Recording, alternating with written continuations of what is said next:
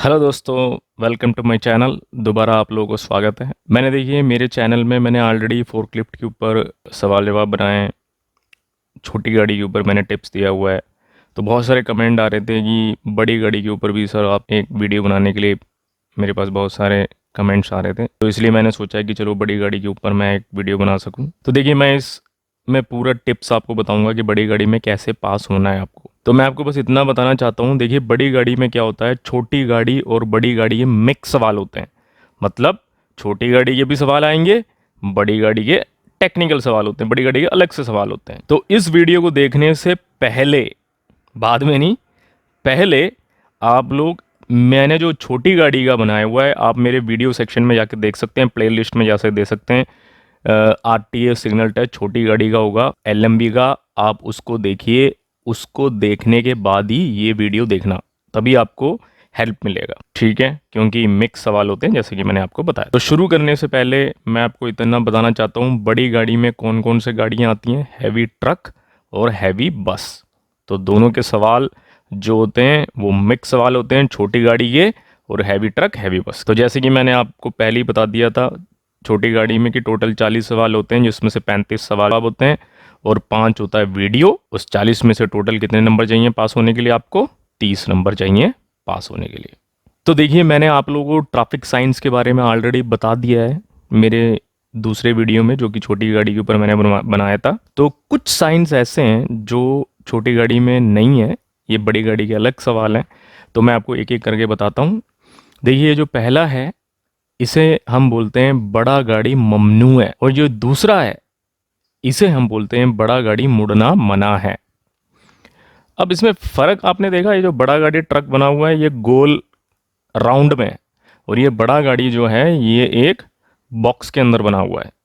तो जो राउंड में होता है उसका मतलब है बड़ा गाड़ी आगे जाना ममनू है, और जो बॉक्स में होता है बड़ा गाड़ी मुड़ना मना है। आपसे सवाल ऐसे आएगा, बड़ा गाड़ी मुड़ना मना है कौन सा है? ये तीनों दिखा के आपसे पूछेंगे, तो आपको बस करेक्ट आंसर में लगाना है। ये तीसरा जो है इसका मतलब है बड़ा गाड़ी स्लो लेन में ही ट्रैवल कर सकती हैं। मतलब आपको मैंने बताया था शायद, देखिए जो लेफ़्ट लेन होते हैं उसे हम बोलते हैं फास्ट लेन, जो राइट लेन होते हैं हम उसे बोलते हैं स्लो लेन। तो बड़ी गाड़ियाँ कौन से लेन में जाती हैं? लेफ़्ट फास्ट लेन में या स्लो लेन में जाती है? स्लो लेन में जाती हैं। तो देखिए कट लग रहा है, इसका मतलब बड़ा गाड़ी लेफ़्ट लेन में नहीं जा सकता, या हम ऐसे बोल सकते हैं बड़ा गाड़ी स्लो लेन में ही जा सकता है। अगला देखिए, ये दोनों तस्वीरें जो हैं ये हाइट के ऊपर हमें बताते हैं। ये एक रोड की हाइट होती है, ये पुल के नीचे आपको मिलता है, ये टनल के नीचे मिलता है। तो इसमें भी हाइट है 4.2 लिखा है, मगर ये गोल में है। इसमें भी हाइट है मगर 4.2 है, मगर ये त्रिकोण में है, ट्रायंगल शेप में है। तो जैसे कि मैंने पहले वाले वीडियो में बताया था, जो गोल होता है उसका मतलब जो रोड की हाइट है इतना है, इसके ऊपर की गाड़ियाँ नहीं जा सकती। और ये हो गया त्रिकोण में, मतलब इससे ज़्यादा जो हाइट की गाड़ियाँ हैं वो नहीं जा सकती। मगर किधर है वो रोड का हाइट? आगे, आगे आने वाला है, आपको खबरदार कर रहा है। तो एग्जाम में ऐसे सवाल आएगा, इनमें से कौन सा इशारा आपको खबरदार करता है कि सड़क की ऊंचाई आगे इतना है? तो जाके ये वाला मत लगा देना आंसर में, आपको यही लगाना है, त्रिकोण वाला। तीसरा है ये चौड़ाई, ये देखा आपने, ये हाइट होते हैं ऊपर नीचे, ये साइड में होती है चौड़ाई। तो सवाल एग्जाम में आएगा, इनमें से कौन सा इशारा बताता है कि बड़ी और चौड़ी गाड़ियों का जाना ममनू है? तो आपको ये वाला इशारा आंसर लगाना है, ठीक है? अब ये तीनों इशारे आपसे दिखा के पूछेंगे, इनमें से बड़ी गाड़ी का पार्किंग का इशारा कौन सा है? तो आप कंफ्यूज हो जाओगे, ये वाला लगा दो, ये तो लोडिंग अनलोडिंग के लिए है। मगर पार्किंग जैसे ही आप सुनोगे, ये पी देखना है, ये भी पी है, ये भी पी है। मगर बड़ा गाड़ी का निशान किधर है? देखा आपने, एक छोटा सा ट्रक बना हुआ है, ये है। तो आपका आंसर ये होना चाहिए। अब ये देखिए, ये सवाल कैसे आएगा, आपसे पूछा जाएगा इनमें से कौन सा इशारा बताता है कि बड़ी गाड़ियाँ इस टाइम में ही जा सकती हैं? टाइम किधर लिखा है? ये टाइम, बस ये आंसर लगा देना। अब ये थोड़ा टेढ़ा सा सवाल है, इसमें मैंने आपको बताया था ये मैक्सिमम स्पीड होता है 120 छोटा गाड़ी का हाईवे में, ये 80 बड़ा गाड़ी का मैक्सिमम स्पीड है, मैक्सिमम स्पीड सबसे ज़्यादा। तो सवाल ऐसे आएगा, इस रफ्तार में बड़ी गाड़ी के रफ्तार के बारे में क्या बताया हुआ है स्पीड लिमिट साइन में? पहला जवाब आएगा दोनों गाड़ियों के रफ्तार में बारे में बताया हुआ है। दूसरे में लिखा रहेगा बड़ा गाड़ी के मिनिमम कम रफ्तार के बारे में बताया हुआ है। तीसरे में लिखा रहेगा बड़ा गाड़ी के मैक्सिमम ज़्यादा रफ्तार के बारे में बताया हुआ है। तो हम पहला जवाब पढ़ेंगे दोनों गाड़ी, मगर हमसे सवाल में क्या पूछा है? बड़ा गाड़ी का रफ्तार पूछा है। तो क्या है बड़ा गाड़ी का, मिनिमम है मैक्सिमम? मैक्सिमम, ज़्यादा रफ्तार 80 जो होता है ज़्यादा होता है मैक्सिमम, और मिनिमम 60 होता है। ठीक है, तो ट्रैफिक साइंस यहाँ पर ख़त्म हो गए, मगर आपको मेरी छोटी गाड़ी के ट्रैफिक साइन देखना, तभी आपको ये समझ में आएंगे। देखो मैं दोबारा बता रहा हूँ, जब तक वो वीडियो नहीं देखोगे आपको इसमें कुछ भी समझ में नहीं आएगा, और ये दोनों वीडियो देखना ज़रूरी है। आप मेरे डिस्क्रिप्शन में देख सकते हैं, मैंने लिंक दिया हुआ है, या मेरे वीडियो सेक्शन में आके छोटी गाड़ी का वीडियो ज़रूर देखिए। मैं सबसे पहले आपको ट्रक के बारे में मैं आपको बताता हूँ। ट्रक जो होता है, ट्रेलर, यहाँ बोलते हैं ट्रेला, इसके दो हिस्से होते हैं। एक आगे का हिस्सा है जिसे कि हम बोलते हैं प्राइम मूवर, एक पीछे का हिस्सा है जिसे कि हम बोलते हैं ट्रेलर या सेमी ट्रेल। तो इसके ऊपर एग्जाम में बहुत सारे सवाल आते हैं। प्राइम मूवर जहाँ पे ड्राइवर बैठता है, ट्रेलर या सेमी ट्रेलर पीछे का जो हिस्सा होता है, इसमें क्या होता है, सामान होता है। अब इसके ऊपर एग्जाम में बहुत सारे सवाल आते हैं, मैं एक एक करके आपको पढ़ाऊंगा, तो आप पूरा वीडियो देखिए, स्किप नहीं करिए। तो मैं एक एक करके आगे आपको बताता जाता हूँ, ठीक है। तो हम एक एक करके पढ़ते हैं। सबसे पहले देखिए, मैं आपको पढ़ाऊंगा इस तस्वीर में क्या लिखा है, लोड। लोड का मतलब होता है सामान। आपको मालूम है बड़ी गाड़ी में, हैवी ट्रक में सामान हम रखते हैं, तो उसके बारे में हमें जानकारी बहुत ज़रूरी है। उसके ऊपर एग्ज़ाम में कम से कम आरटीए के पास टोटल 15 सवाल हैं सामान के ऊपर। तो मैं एक एक करके आपको एक रफ आइडिया दे देता हूँ क्या क्या पूछ सकते हैं। जैसे कि आपसे पूछा जाएगा, आपकी बड़ी गाड़ी एक साइड में झुक रही है, क्या वजह हो सकती है? तो इसका लोड ज़्यादा होने से हो सकता है, या टायर फटने की वजह से हो सकता है, या किसी भी कारण हो सकता है। तो इसका जवाब है किसी भी वजह से हो सकता है। फिर एक सवाल आता है, क्या बड़ी गाड़ी में लोड रखते टाइम हैंडल करना, उसको संभालना मुश्किल है? जी हाँ, हर हालात में हमें मुश्किल होता है बड़ी गाड़ी में लोड रखते हैं तो। अब देखिए, एक बड़ी गाड़ी में मैं आपको ट्रक बताता हूँ। बड़ी गाड़ी में एक सवाल आता है, लोड मतलब सामान कहाँ रखना चाहिए? हमेशा ध्यान रखना, आपसे पूछेंगे आगे पीछे या बीच में। आपका आंसर होना चाहिए बीच में या फिर नीचे, बॉटम। क्या होना चाहिए? सामान भारी आइटम में हम कहाँ रखते हैं, बीच में या नीचे रखना चाहिए हमेशा, ठीक है। हमें एक सामान को क्यों सही से सुरक्षित तरीके से रखना चाहिए? क्योंकि रोड पे आपको पता है बहुत सारी गाड़ियाँ जा रही होती हैं, उनके ऊपर कोई खतरा ना बन सके, इसलिए हमें हमेशा सामान को सुरक्षित रखना चाहिए, महफूज रखना चाहिए। एक लोड गाड़ी का जो हाइट होता है और लोड का जो हाइट है, हम कहाँ से नापते हैं? एग्जाम में पूछा जाएगा, उसका आंसर है ज़मीन से। हमेशा हाइट हम कहाँ से नापते हैं? ज़मीन से नापते हैं। अगला सवाल यह है कि बड़ी गाड़ी में लोड रखते टाइम आपको क्या क्या देखना होता है? पहले जवाब में लिखा रहेगा हाइट और उसकी चौड़ाई, दूसरे में लिखा रहेगा पहिए का और एक्सल का लोड लिमिट, तीसरे में लिखा रहेगा तमाम चीज़ें। आपका जवाब होना चाहिए तमाम, मतलब सब चीज़ें हमें देखना चाहिए गाड़ी में लोड रखते टाइम। हमें एक लोड के हाइट के बारे में क्यों पता होना चाहिए? ऊंचाई के बारे में, किस ऊंचाई के बारे में क्यों पता होना चाहिए? एक कम ऊंचाई वाले पुल के नीचे जाने के लिए, या हम बोल सकते हैं पुल के नीचे जाने के लिए, हमें ऊंचाई के बारे में, सामान की ऊंचाई के बारे में पता होना चाहिए। जब हम बड़ी गाड़ी में लोड रखते हैं, सामान रखते हैं, तो ये चीज़ें कवर नहीं होनी चाहिए। क्या? लाइट, नंबर प्लेट और शीशे, ये तीनों कवर नहीं होनी चाहिए। लाइट कवर हो गया तो क्या होगा, आपको दिखाई नहीं देगा। नंबर प्लेट भी नहीं कवर होना चाहिए और शीशा भी कवर नहीं होना चाहिए। जब आप लोड रखते हो तो ऐसा है तो महफूज नहीं है। कैसा? अगर स्लिपरी है, मतलब फिसलन भरी जगह है और उसमें ग्रीस लगा है, तो वो महफूज नहीं है। जब एक लोड को, एक सामान को हम महफूज तरीके से कैसे रख सकते हैं? सामान को इस तरह रखिए जिससे कि वो नीचे गिरे नहीं या हिले डुले नहीं। एक सामान को सही से रखने के लिए भारी आइटम हमें कहाँ रखना चाहिए? बीच में, ना आगे ना पीछे, हमें कहाँ रखना चाहिए? एक सेंटर में, बीच में रखना चाहिए। सामान में जब हम रस्सियां बांधते हैं तो यहाँ पे नहीं लगना चाहिए। कहाँ पर? कोई पैनी चीज में। पैनी चीज में लग गया तो क्या होगा, रस्सियां कट जाएंगी। तो इसलिए कोई पैनी चीजों में रस्सियां नहीं लगनी चाहिए। जब हम सामान भरा ट्रक ले जाते हैं तो हमें गियर कब चेंज करना होता है? एक पहाड़ उतरने के बाद या पहले? पहले। उसे उर्दू में हम बोलते हैं कब्ल, पहले, ठीक है। अब देखिए अगला, ये जो है ब्रेक के ऊपर बहुत सारे सवाल आते हैं। आपसे एग्जाम में पूछा जाएगा आपके गाड़ी में कितने टाइप के ब्रेक होते हैं? एक होता है एयर ब्रेक, मतलब हवा के प्रेशर वाला ब्रेक। एक होता है हाइड्रोलिक ब्रेक, ठीक है। दो टाइप के ब्रेक होते हैं, एयर ब्रेक और हाइड्रोलिक ब्रेक। फिर एक ब्रेक होता है, आपसे पूछा जाएगा फैंड ब्रेक का इस्तेमाल कब करना चाहिए? बारिश के टाइम पे। कब करना चाहिए? फैंड ब्रेक मतलब पंखों वाला ब्रेक, बारिश के टाइम पे करना चाहिए। अब मैं एक एक करके आपको बताता हूँ।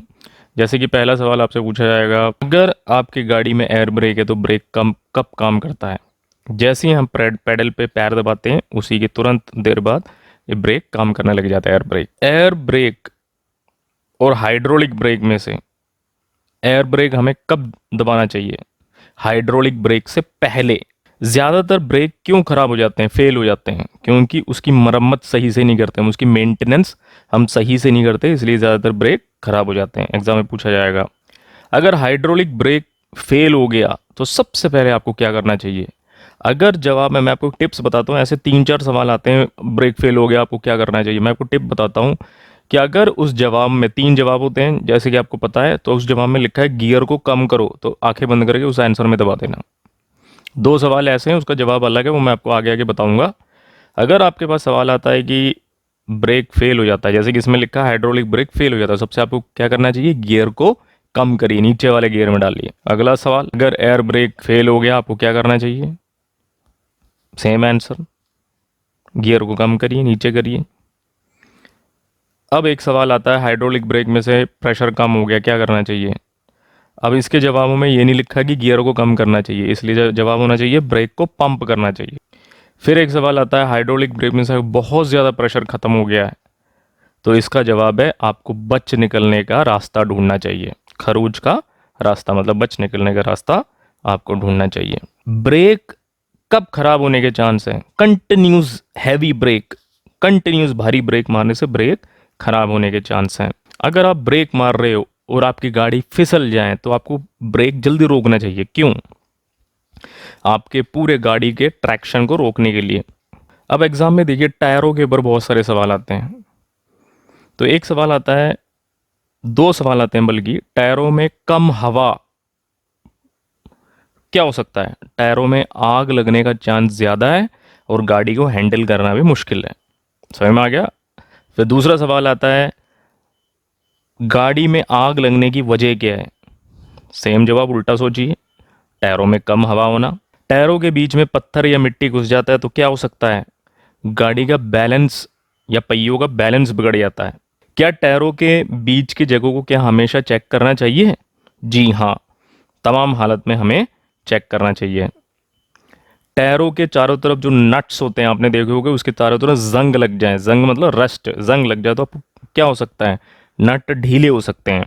टायर फेल हो गया कैसे पता चलेगा? लाउड बैंग मतलब एक जोर का धमाका होएगा। आपने देखा होगा रास्ते में जाते टाइम जोर का धमाका होता है, इसका मतलब टायर फेल हो गया। टायर फेल होने कैसे पता चलेगा आपको? आपको इरताश पैदा होएगा गाड़ी में, इरताश मतलब वाइब्रेशन, थरथराहट बोलते हैं, वाइब्रेशन या इरताश पैदा हो सकता होएगा। अगर आपके गाड़ी में ट्रक में 10 पहिए हैं तो ऐसा है तो चलेगा कैसा? पहले जवाब में लिखा रहेगा आगे के सारे टायर में डैमेज ना हो। दूसरे जवाब में लिखा रहेगा पीछे का एक टायर खराब हो जाए मुश्किल नहीं। तीसरे में जवाब में लिखा रहेगा एक भी टायर खराब नहीं होना चाहिए। तो आपका आंसर होना क्या होना चाहिए? एक भी टायर खराब नहीं होना चाहिए। क्या टायरों के बीच की जगहों में हमें चेक करना क्यों ज़रूरी होता है? क्योंकि टायरों के बीच की जगह में पत्थर या मिट्टी घुस सकते हैं जिससे कि टायर खराब हो सकते हैं। अब देखिए ये तस्वीर आप गौर से देखिए, आपने देखा होगा प्राइम मूवर और ये ट्रेलर है। इसको हम जोड़ने के लिए हम बोलते हैं इंग्लिश में कपलिंग, और इसको जुदा करने के लिए हम इसे बोलते हैं अनकपलिंग। उर्दू में हम बोलते हैं मुंसलिक करना और जुदा करना। मुंसलिक करना मतलब कपलिंग करना, जोड़ना, और अनकपलिंग मतलब जुदा करना। तो इसके ऊपर बहुत सारे सवाल आते हैं, जैसे कि बहुत ध्यान से सुनना, ये बहुत ज़रूरी है। पहला एक सवाल आता है कि जब हम पीछे वाले आर्टिकुलेटर मतलब जुड़ी हुई गाड़ियों को जब हम जुदा करते हैं तो टर्नटेबल देखो ये होता है टर्नटेबल, इसमें से प्रेशर हम कैसे रिलीज़ करेंगे? इसका जवाब है हल्का सा प्राइम मूवर को रिवर्स करो, पीछे की तरह लो, तो उसमें से प्रेशर रिलीज़ हो जाएगा, निकल जाएगा। फिर एक सवाल आता है जब हम प्राइम मूवर को ट्रेलर से जुदा करते हैं तो कैसे होना चाहिए? उसका जवाब है आगे का हिस्सा उठा हुआ नहीं होना चाहिए, मतलब प्राइम मूवर उठा हुआ नहीं होना चाहिए और वो ज़मीन में छूना चाहिए। प्राइम मूवर को हम ट्रेलर से जोड़ते हैं, मुंसलिक करते हैं, तो हमें क्या चेक करना चाहिए? उसका जवाब में ऐसा लिखा होएगा, देखिए उसके नीचे जाके देखिए, उसके जबड़ों में देखिए, जबड़े समझते हो उसके जौ, उसके जबड़ों में देखिए और चारों तरफ देखिए, तो हमें पता चलेगा वो जुड़ा हुआ है या नहीं जुड़ा हुआ है। ट्रेलर ब्रेक कब इस्तेमाल करना चाहिए? ट्रेलर ब्रेक का इस्तेमाल हम ट्रेलर को मुंसलिक करने और जुदा करने के लिए इस्तेमाल करते हैं, मतलब कपलिंग अनकपलिंग के लिए इस्तेमाल करते हैं ट्रेलर ब्रेक का। जब हम अनकपलिंग करते हैं मतलब जुदा करते हैं, तो प्राइम मूवर को ट्रेलर से कैसे जुदा करेंगे? हमें तब तक आगे ले जाना चाहिए जब तक सेमी ट्रेलर स्किड प्लेट से अलग ना हो जाए, जब तक हमें आगे ले जाना चाहिए। प्राइम मूवर को सेमी ट्रेलर के साथ जोड़ते टाइम ये बहुत ज़रूरी चीज़ है, दो चीज़ें हमें इसके बीच में जोड़ते टाइम लगाना चाहिए। क्या? किंग पिन और टर्नटेबल। क्या बोलते हैं हम इसे? किंग पिन और टर्नटेबल, घुमाने वाला टेबल, उर्दू में हम बोलते हैं घुमाने वाला टेबल, भूलना नहीं इसे।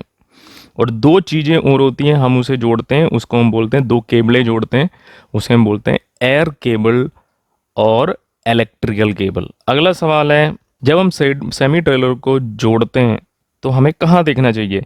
पहले जवाब में लिखा रहेगा लेफ्ट का शीशा, लेफ्ट का कोना, लेफ्ट का पहिया देखना चाहिए। दूसरे जवाब में लिखा रहेगा राइट का पहिया, राइट का कोना, राइट का शीशा देखना चाहिए। मगर तीसरे जवाब में लिखा रहेगा दोनों कोने, दोनों पहिए और दोनों शीशे देखने चाहिए। तो आपका आंसर है दोनों देखना चाहिए। जब हम जोड़ते हैं तो हमें क्या क्या देखना चाहिए? सब चीज़ें, तमाम चीज़ें देखना चाहिए। वो टूटा है या नहीं टूटा है, या फिट तो नहीं हो गया, ये सब चीज़ें हमें देखना चाहिए, दोनों चीज़ें देखना चाहिए। जब प्राइम मूवर को हम ट्रेलर के साथ जोड़ते हैं तो उसका ब्रेक लाइन कैसे चेक करेंगे? उसका जो लेंथ होता है वो टाइट होना चाहिए, वो कसा हुआ होना चाहिए, नहीं तो क्या होगा, वो निकल जाएगा। जब हम प्राइम मूवर और ट्रेलर का हम जांचते हैं कि वो जुड़ा है, कैसे जांचेंगे? हमें जब तक उसके नीचे जाके नहीं देखना चाहिए जब तक वो प्राइम मूवर के साथ जुड़ा नहीं हो, मतलब जुड़ा हुआ होना चाहिए, नहीं तो हमें नहीं देखना चाहिए। उसका जवाब वो है। देखिए, मोड के ऊपर एग्जाम में बहुत सारे सवाल आते हैं। जैसे कि एक सवाल आता है, आपको हमेशा ध्यान रखना, लेफ्ट में मोड़ने के लिए गाड़ी कहाँ से मोड़ना चाहिए? बीच में से, थोड़ा सा साइड से, या राइट में से, दाएं साइड से। हमेशा ध्यान रखना, ये तस्वीर देखिए आप, लेफ्ट में हमें बड़ी गाड़ी में क्या होता है, पीछे ट्रेलर हो सकता है, तो हमें बहुत ज़्यादा जगह चाहिए गाड़ी को मोड़ने के लिए, तो इसलिए हमें थोड़ा सा राइट ले जाके, मतलब लेफ्ट में मोड़ने के लिए कहाँ से मोड़ना है, थोड़ा सा दाया ले जाके हमें मोड़ना चाहिए। ध्यान रखना, इसके ऊपर दो सवाल आते हैं एग्जाम में। हमें मोड़ते टाइम क्या देखना चाहिए? गाड़ी की लंबाई, गाड़ी की चौड़ाई, या दोनों चीज़ें? दोनों चीज़ें देखनी चाहिए, गाड़ी की लंबाई भी, मोड़ की चौड़ाई भी हमें देखना चाहिए। हमें एक लेफ्ट में बहुत ज़्यादा मोड़ना है तो हमें उसका कट कैसे मारना चाहिए? एक बहुत ज़्यादा कट मारना चाहिए। बड़ी गाड़ी को कैसे कट मारना चाहिए? छोटी गाड़ी से ज़्यादा मारना चाहिए। तो बहुत आसान सवाल है। जब हम लेफ्ट की तरफ बड़ी गाड़ी को मोड़ते हैं तो हमें ये चीज़ें ज़रूर याद ध्यान रखना है। क्या? हमें पीछे की साइड में बहुत ज़्यादा जगह छोड़ना चाहिए। अब देखिए, रिवर्सिंग के ऊपर बहुत सारे सवाल आते हैं, रिवर्स करने के ऊपर। जैसे कि एक सवाल आता है कि रिवर्स करने से पहले आपको अपने लाइन को कैसे चेक करना चाहिए? पहले जवाब में लिखा रहेगा सारे शीशे देखो और कैप से झांक के देखो। दूसरे में लिखा रहेगा सारे शीशे देखो। तीसरे में लिखा रहेगा कैप से उतर कर देखो। तो उसका जवाब होना चाहिए, देखिए बड़ी गाड़ियाँ हमें पीछे का पता नहीं चलता है, इसलिए सबसे पहले हमें क्या करना चाहिए, कैप से उतर कर देखना चाहिए। फिर एक सवाल आता है, अगर आपको लेफ़्ट की तरह रिवर्स करना है तो आपको कहाँ देखना चाहिए? लेफ़्ट का शीशा। दूसरे जवाब में लिखा रहेगा लेफ़्ट और राइट का शीशा। तीसरे जवाब में लिखा रहेगा लेफ़्ट का शीशा भी देखना चाहिए और खिड़की से बाहर झाँक के भी देखना चाहिए। तो उसका जवाब वही है, लेफ़्ट का शीशा भी देखिए और खिड़की से बाहर झाँक के देखिए। अगर रिवर्स करते टाइम आपके साथ कोई हेल्पर खड़ा है तो उसे कहाँ खड़ा होना चाहिए? जहाँ पर आप उसे देख सकें और उसका जो सिग्नल है वो आप सही से देख सकें, उस जगह में उसको खड़ा होना चाहिए। हमें रिवर्स करते टाइम आराम से रिवर्स करना चाहिए। क्यों? क्योंकि अगर हम स्टीयरिंग में कोई गलतियां करते हैं मोड़ते टाइम तो हम उसे सुधार सकें, इसलिए हमें आराम से रिवर्स करना चाहिए। अब अगला सवाल है, देखिए ये देखा आपने, त्रिकोण की तरह दिख रहा है, इसे हम बोलते हैं त्रिकोण भी बोलते हैं, या इंग्लिश में हम इसे बोलते हैं रिफ्लेक्टिव ट्रायंगल, या उर्दू में हम बोलते हैं इसे मुसल्लस। ये हम इसे कहाँ रखते हैं? जब गाड़ी हमारी ख़राब हो जाती है तो हम गाड़ी के पीछे रखते हैं। हमने छोटी गाड़ी में सीखा था कितने मीटर के फासले में रखना चाहिए, 50 मीटर, 40 या 30। उसका जवाब क्या था? 50 मीटर फासले में रखना चाहिए। और बड़ी गाड़ी में इसके ऊपर 6 सवाल कुछ आते हैं, तो एक सवाल मैं आपको बताता हूँ। एक सवाल आता है कि अगर आपकी बहुत बड़ी गाड़ी है, 5 टन से ज़्यादा बड़ी गाड़ी है और वो ख़राब हो जाए, तो आपको ये कहाँ रखना चाहिए? पहले जवाब में लिखा रहेगा 200 मीटर, दूसरे जवाब में लिखा रहेगा 200 मीटर जहाँ पे विजिबल नहीं है, तीसरे जवाब में लिखा रहेगा 200 मीटर जहाँ पे लाइट नहीं है और 100 मीटर जहाँ पे ड्राइवर देख नहीं सकें। तो इसका जवाब वही होना चाहिए जिसमें ज़्यादा लिखा है 200 और 100 वाला आंसर। फिर एक सवाल आता है, छोटे वाले जो ट्रैफिक वार्निंग सिग्नल होते हैं उसे रात में किसे कैरी करना चाहिए? जुड़े हुए गाड़ियों को, सभी भारी गाड़ियों को, या 4.5 टन से ज़्यादा गाड़ी को? जवाब है सारी भारी गाड़ियों को ये रखना चाहिए। आपने देखा होगा सामान ले जाते टाइम उसके पीछे एक छोटा सा वार्निंग सिग्नल रखा रहता है, रिफ्लेक्टिव चमकता है वो रात को, तो सारी भारी गाड़ियों को ये लेके घूमना चाहिए। फिर एक सवाल आता है आपकी, अगर भारी गाड़ी जो है रात को ख़राब हो जाती है एक कंपनी के पास, तो आपको ये कहाँ रखना चाहिए त्रिकोण? एक आगे, एक पीछे, एक साइड में, एक रोड के सेंटर में, मतलब सब जगह रखना चाहिए। अगर आपकी 2.2 मीटर से चौड़ी गाड़ी है और रात को ख़राब हो जाए तो ट्रैफिक से खतरे से बचने के लिए आपको ये त्रिकोण कहाँ रखना चाहिए? ये खाली त्रिकोण ही नहीं रखना होता है, आपको सारी लाइटें जलाना चाहिए। उस जवाब में लिखा रहेगा सब लाइट स्विच ऑन करो, तो उसका जवाब वही होना चाहिए। फिर एक सवाल आता है, एक रात है उसमें अगर आपकी बड़ी बड़ी गाड़ी ख़राब हो जाए तो ये रिफ्लेक्टिव त्रिकोण है कितने मीटर के फासले पर रखना चाहिए? 500, 200, 100? उसका जवाब आपको लिखना चाहिए 200 मीटर। फिर एक सवाल आता है, अगर आपकी गाड़ी ब्रेक डाउन हो जाती है तो ये रिफ्लेक्टिव ट्रायंगल हमें क्यों इस्तेमाल करना चाहिए? इसलिए इस्तेमाल करना चाहिए क्योंकि आगे जो ट्रैफिक है या पीछे जो ट्रैफिक है उसमें हम खतरा ना बन सकें, इसलिए हमें इस्तेमाल करना चाहिए। अब देखिए, कुछ मैं ज़रूरी चीज़ें मैं आपको बताना चाहता हूँ। अभी तो मैंने कुछ पॉइंट्स आपको बताए हैं, मगर कुछ और ज़रूरी पॉइंट्स हैं जिसके बारे में बताता हूँ।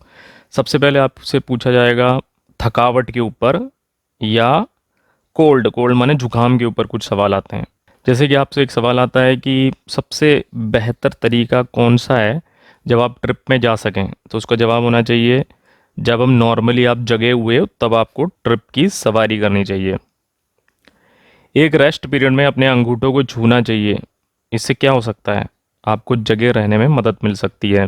ड्राइविंग करते टाइम आपको नींद आने की वजह क्या है? क्योंकि आपने जुकाम की दवा ली थी, इस वजह से आपको नींद आ सकती है।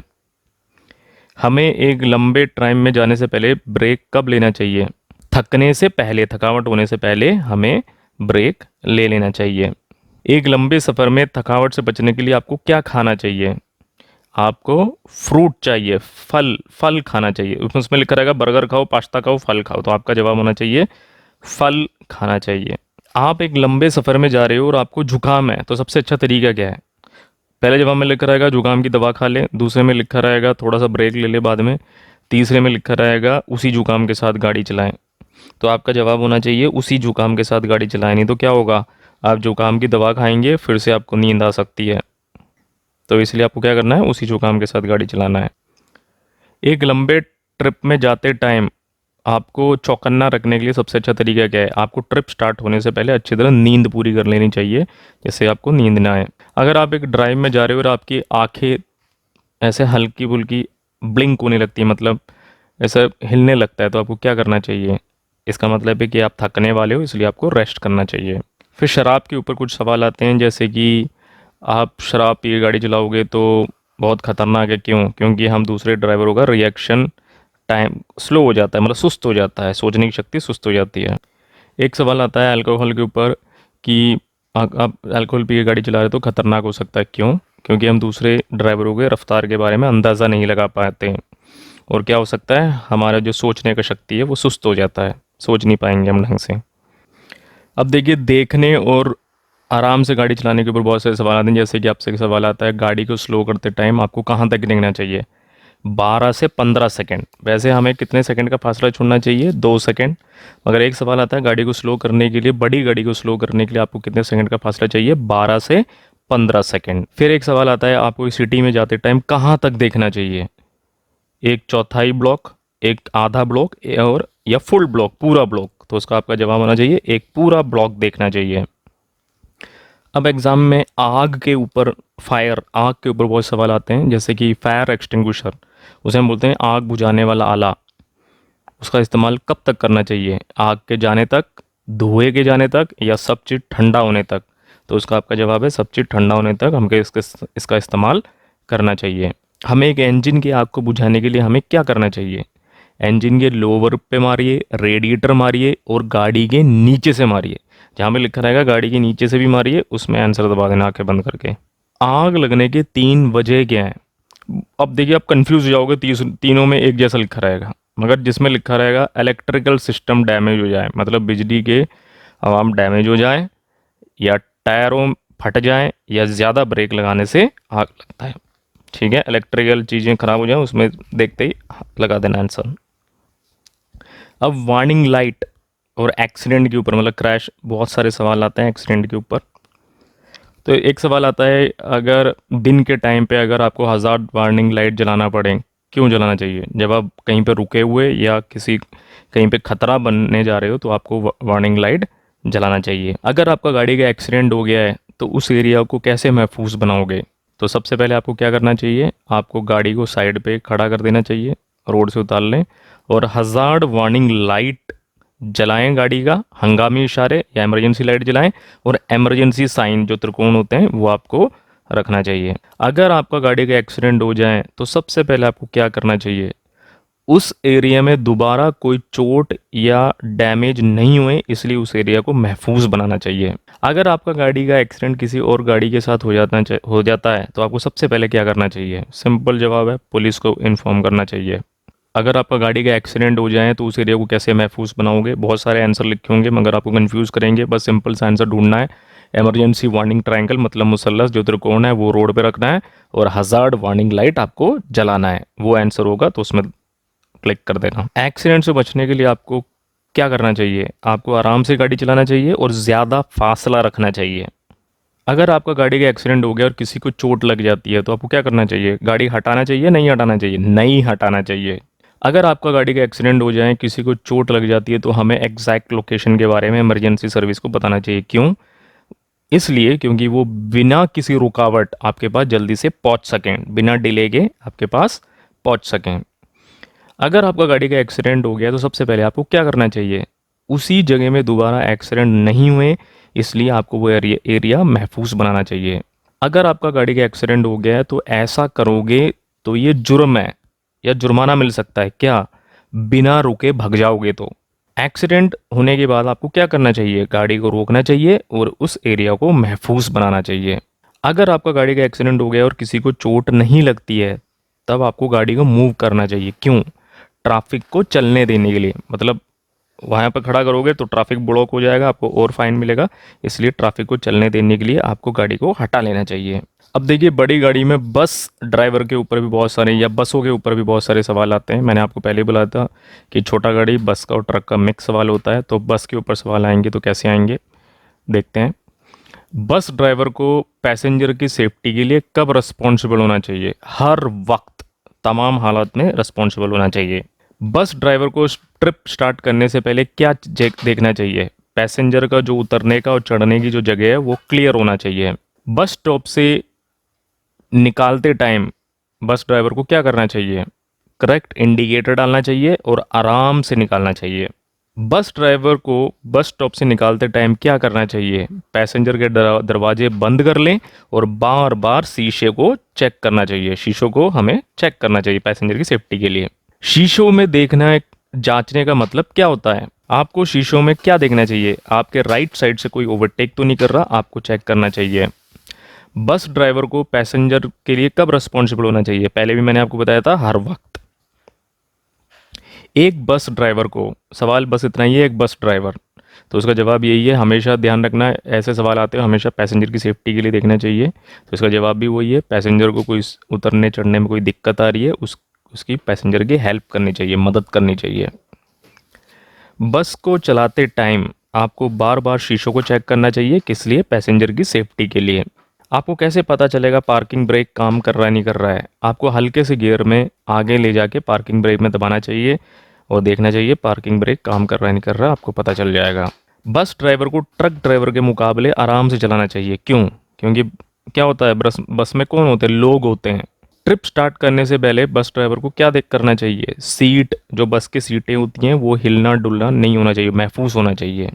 शीशों का एडजस्टमेंट कब करना चाहिए? एक बस का ट्रिप स्टार्ट होने से कबल, मतलब पहले हमें शीशों को एडजस्टमेंट करना चाहिए। बस के ड्राइवर को हमेशा अंदर के शीशों को चेक करना चाहिए। क्यों? क्योंकि कोई पैसेंजर को कोई मुश्किल है, कोई खतरा है, उससे चेक करने के लिए। अब देखिए, गियर के ऊपर कुछ सवाल आते हैं, जैसे कि गियर हमें कब चेंज करना चाहिए? एक मोड़ आने से पहले। कब मोड़ आने से? अब देखिए, कुछ कन्फ्यूजन करने वाले सवाल आते हैं, जैसे कि आपसे पूछा जाएगा, अगर अगर आप गलत इंजन के स्पीड पे गियर चेंज कर रहे हो तो क्या खराब हो सकता है? क्लच खराब हो सकता है। ठीक है, अब अगला सवाल सुनते हैं। अगर आप अच्छी तरह बिना क्लच दबाए गियर चेंज करते हैं तो क्या खराब हो सकता है? ट्रांसमिशन खराब हो सकता है। ठीक है, गियर चेंज करने का टाइम आ गया, कैसे पता चलेगा? गाड़ी की स्पीड से और इंजन में से आवाज़ आना चालू होता है, तब पता चलता है कि गियर चेंज करने का टाइम आ गया। देखो, एक चीज़ मैं आपको बता देता हूँ, ब्लाइंड स्पॉट, जैसे कि मैंने आपको बताया था, ब्लाइंड स्पॉट का मतलब होता है जो शीशों में नहीं दिखता है। तो लेफ्ट और राइट देखना चाहिए ब्लाइंड स्पॉट के लिए। और बड़ी गाड़ी में हमें कहाँ पे देखना मुश्किल होता है? देखिए, बड़ा गाड़ी का ड्राइवर, मोस्टली हमारे ड्राइवर कहाँ बैठते हैं? लेफ्ट में। तो हमारे लिए कहाँ देखना मुश्किल होता है? दाई तरफ, राइट में देखना मुश्किल होता है। तो एग्ज़ाम में एक सवाल आता है कि अगर आपको एक आपकी लंबी सी गाड़ी है और आपको राइट में मुड़ना है तो क्या देखना चाहिए? आपके राइट तरफ से कोई ओवरटेक तो नहीं कर रहा, आपको चेक करना चाहिए। बड़ी गाड़ी को राइट में मोड़ते टाइम क्या हो सकता है? हमें बहुत मुश्किल हो सकती है बड़ी गाड़ी को राइट में मोड़ते टाइम, मुश्किल, क्योंकि दिखता कम है। लेन चेंज करते टाइम आपको शीशों में क्या देखना चाहिए? आपके साइड में कोई है, आपके राइट साइड से आपको कोई ओवरटेक तो नहीं कर रहा, आपको चेक करना चाहिए। अगर आपके सामने से कोई बंदा आपकी लेन में ड्रिफ्ट हो जाता है, मतलब घुस जाता है, आपको कहाँ जाना चाहिए? थोड़ा सा राइट हो जाइए। फिर एक सवाल आता है, आप एक बड़ी गाड़ी चला रहे हो और डैश, एक छोटी गाड़ी डैश। तो मैंने आपको पहले ही बता दिया, बड़ी गाड़ी चला रहे हो तो छोटी गाड़ी कहाँ पे देखना मुश्किल होता है? राइट में मुश्किल होता है, मतलब दाई तरफ मुश्किल होता है। फिर देखिए, अब मैं स्पीड के बारे में आपको बताता हूँ। स्पीड और रुकने के बारे में एक सवाल आता है, तो हमेशा ध्यान रखना, अगर आप ज़्यादा स्पीड में चलाएंगे गाड़ी तो ज़्यादा टाइम लगेगा गाड़ी को रोकने के लिए। सिंपल सा फंडा है। 80 किलोमीटर पे आप चला रहे हो तो आपको कैसे चलाना चाहिए? 80 किलोमीटर पे जब आप चला रहे हो तो ऐसे चलाना चाहिए जिससे कि सब महफूज हो, सेफ हो, उस तरह चलाना चाहिए। अब स्किडिंग मतलब फिसलने के ऊपर एग्ज़ाम में 2 सवाल आते हैं, जैसे कि मेन वजह क्या है स्किड फिसलने का? जब आप स्टीयरिंग व्हील को बहुत खतरनाक तरीके से मोड़ रहे हो तो फिर गाड़ी फिसलने का डर रहता है। अगर आप गाड़ी चला रहे हो, आपने एक्सीलेटर पे पैर रखा हुआ और पहिया बहुत ज़्यादा घूम रहा है, आपको क्या करना चाहिए? एक्सीलेटर को छोड़ देना चाहिए, मतलब एक्सीलेटर से पैर हटा देना चाहिए। फिर देखिए, इंडिकेटर के ऊपर सवाल आता है, जैसे कि सवाल है इंडिकेटर, आप एक मोड़ मोड़ को मोड़ लिया, इंडिकेटर कैसे पता चलेगा बंद हुआ नहीं? आपको चेक करना चाहिए हमेशा। इंडिकेटर अपने आप बंद हो जाएगा वो बात अलग है, मगर हमेशा चेक करना चाहिए। फिर एक सवाल आता है कि आप एक गाड़ी चला रहे हो और आप मोड़ मोड़ रहे हो तो आपको क्या करना चाहिए? इंडिकेटर काम करना चाहिए? इंडिकेटर कभी नहीं काम करना चाहिए? इंडिकेटर हमेशा काम करना चाहिए? उसका जवाब है इंडिकेटर हमेशा काम करना चाहिए। बड़ी गाड़ी को हमेशा अपने इंडिकेटर को काम करते हुए रखना चाहिए। फिर कंट्रोल के ऊपर एक सवाल आता है कि अगर आप एक हाथ से स्टीयरिंग व्हील पकड़ रहे हो और वो एक गड्ढे में फंस जाता है तो क्या हो सकता है? आपका कंट्रोल बिगड़ सकता है। उसका जवाब ये है। आप एक गाड़ियों के बीच में से गुजर रहे हो तो आपको क्या ध्यान में रखना है? गाड़ियों के बीच में से कौन आ सकते हैं? पैदल चलने वाले, तो पैदल चलने वालों का ध्यान रखना चाहिए। फिर पावर स्टीयरिंग के ऊपर एक सवाल आता है कि अगर आपकी गाड़ी में पावर स्टीयरिंग नहीं है तो कब मोड़ना चाहिए? कब? पहले। फिर देखिए, एटीट्यूड मतलब रवैया, आपके कैरेक्टर के ऊपर बहुत सवाल आता है, जैसे कि एक सवाल आता है कि जैसे कि आपको आराम से रोड पे चलाने के लिए आपको क्या करना चाहिए? आपका जो रवैया पॉजिटिव होना चाहिए, ठीक होना चाहिए। फिर एक सवाल आता है कि दूसरों का गुस्से का वजह ना बने इसलिए आपको क्या करना चाहिए? अगर आपने कोई गलती करी है तो उसको मान लेना चाहिए, हाँ भाई मैंने गलती करी है। फिर एक सवाल आता है, हमें आराम से तबीयत से गाड़ी चलाना चाहिए, क्यों? क्योंकि रोड पे बहुत सारे बंदे होते हैं, गाड़ियाँ होती हैं, इस वजह से। तो देखिए, ऐसे बहुत सारे सवाल आपको बड़ी गाड़ी में मिलेंगे। मैंने आपको पहले ही बता दिया, आपको बड़ी गाड़ी ये सवाल कंप्लीट करने से पहले छोटी गाड़ी के सवाल भी आपको कर लेना चाहिए। आप इस डिस्क्रिप्शन में मेरे वीडियो को चेक कर सकते हैं। आपको पहले वो देखना है और उसके बाद ये देखना है, जब भी आपको समझ में आएगा। देखिए, अगर आपको कैसा लगा ये वीडियो, आप प्लीज़ यहाँ पे कमेंट करिए, लाइक करिए, शेयर करिए, सब्सक्राइब करिए। इस चैनल को आगे बढ़ाइए जिससे कि और लोगों को मदद मिल सके बड़ी गाड़ी में पास होने के लिए। बड़ी गाड़ी के जो सवाल होते हैं बहुत मुश्किल होते हैं। आपको इस वीडियो में एक टिप मिल गया होगा कि हाँ भाई कैसे कैसे सवाल आएंगे। तो प्लीज़ कमेंट करके बताइए आपको कैसा लगा और सब्सक्राइब करिए, लाइक करिए। Thank you very much. आपको बेस्ट विशेस। एग्ज़ाम के लिए।